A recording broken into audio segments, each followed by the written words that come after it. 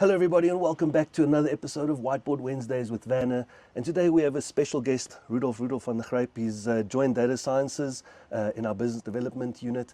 And Rudolf, welcome very much to the show. It's really great to have you here. Thank you very much, Werner. Good stuff. So Rudolf, we're talking today about blockchain. And specifically, we want to kind of just demystify some of the misconceptions of the blockchain. Often I hear people, talking about blockchain and crypto NFT as the same thing. Are they the same?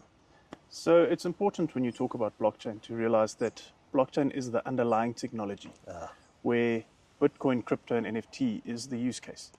So the reason why there's such a strong connotation between the two is because the cryptocurrencies, and especially Bitcoin, was the first widely spread use case for blockchain technology. But the technology itself has much wider applications than just Bitcoin and cryptocurrencies. So, I mean, it can be used pretty much anywhere where there's some form of transfer of value. 100%. That needs to happen. So one of the good explanations that I've heard is where the internet is a network where you can transfer information. Blockchain is a network that's designed from the ground up to transfer value.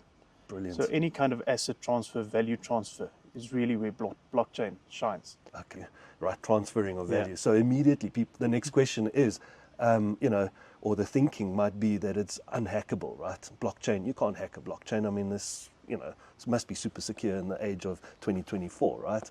Yeah, and I think that's where also one of the big misconceptions is around blockchain security. So I think a lot of people confuse the concept between the immutability of the blockchain with it being unhackable. Now, immutable means that any transaction that's been validated on the blockchain cannot be changed. Yes.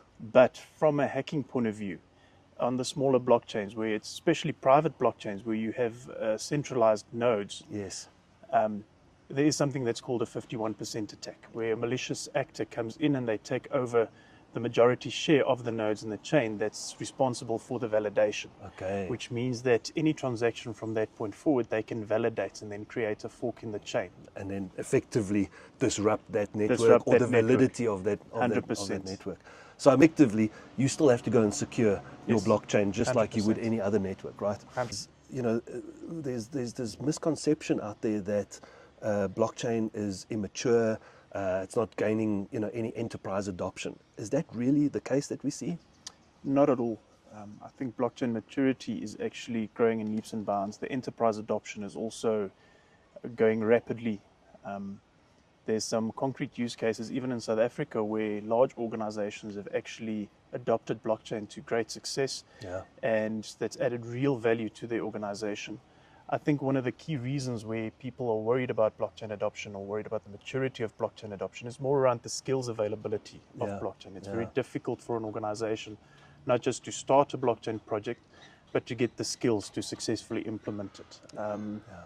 I think that's where partnering with the right partners become very important. My advice would be get assistance from an organization that understands blockchain and how to identify the use case. And then from that point forward, partnering with, for example, a blockchain as a service provider or a cloud provider that's got experience in blockchain technology, that's got the skills available to help the organization make a success of that project.